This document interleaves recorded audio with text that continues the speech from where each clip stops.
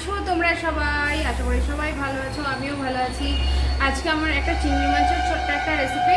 তো চলো রেসিপিটা স্টার্ট করা যাক, দেখতে থাকো আর সঙ্গে থাকো। চলো। তো এই যে প্রথমে আমি এখানে কড়াইটা বসিয়ে দিয়েছি, কড়াইটা গরম হয়ে গেছে। এরপরে আমি দিয়ে দিলাম এর মধ্যে সর্ষের তেল। সর্ষের তেলটা গরম হয়ে যাক, তারপরে মূল রেসিপিটায় আসবো। তো চলো আগে তেলটাকে গরম হতে দিই। তো দেখতেই পাচ্ছ এখানে আমার তেলটা গরম হয়ে গেছে। এরপরে এই যে এটা জ্যান্ত চিংড়ি, জানো তো, বাজারে গিয়ে দেখলাম এই চিংড়ি মাছগুলো একেবারে হেঁটে হেঁটে বেড়াচ্ছে, তো পছন্দ হলো, নিয়ে চলে আসলাম। এরপরে আমি দিয়ে দেবো এখানে চিংড়ি মাছগুলো, দিয়ে আমি খুব হালকা করে ভেজে নেব।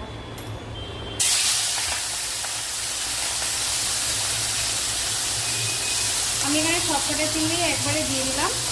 এরপরে আমি চিংড়িগুলোকে হালকা করে ভেজে নিচ্ছি। চলো চিংড়ি মাছটা ভেজে তুলে নিই, তারপরে আসছি।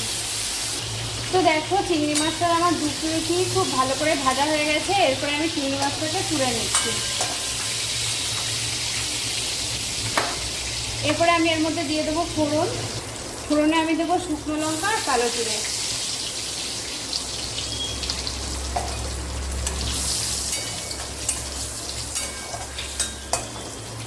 আচ্ছা, এরপরে আমি দিয়ে দেবো এর মধ্যে কেটে কুচি করে রাখা পেঁয়াজ।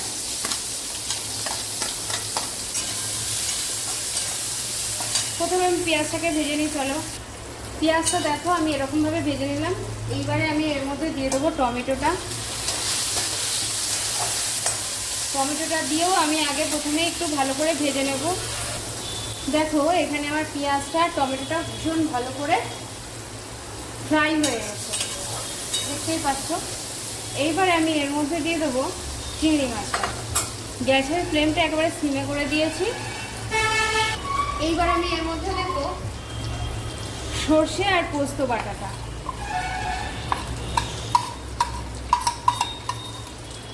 দিয়ে দিলাম। তারপরে দেব লবণ পরিমাণ, হলুদ পরিমাণ মতন। একটু কাশ্মীরি রেড চিলি পাউডার দিলাম কালারটার জন্য। দিয়ে দিলাম পরিমাণ মতন লবণ। আর দিয়ে দেব পরিমাণ মতন লঙ্কা বাটা। এইবার এইটাকে আমি ভালো করে একটু মিক্স করে নেব। মিক্স করে নিলাম। এইবার এই যে সর্ষে পোস্ত বাটি ধোয়া জলটা আমি এর মধ্যে দিয়ে দিলাম। দিয়ে একটু নাড়িয়ে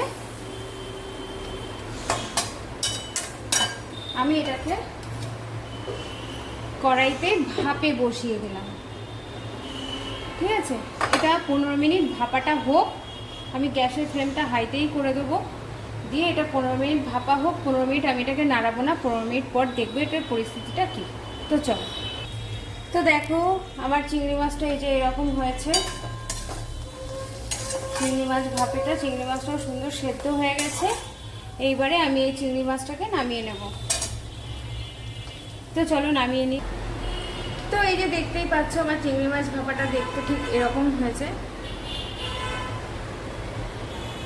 তোমাদের যদি এই রেসিপিটা এরকমভাবে ভালো লেগে থাকে তাহলে বাড়িতে অবশ্যই একবার ট্রাই করে দেখো।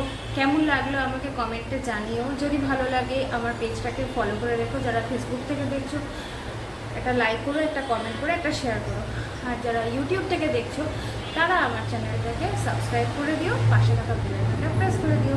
তো আজকের মতো টাটা, দেখা হবে নেক্সট কোনো ভিডিওতে, নেক্সট কোনো রেসিপি নিয়ে। তো চলো।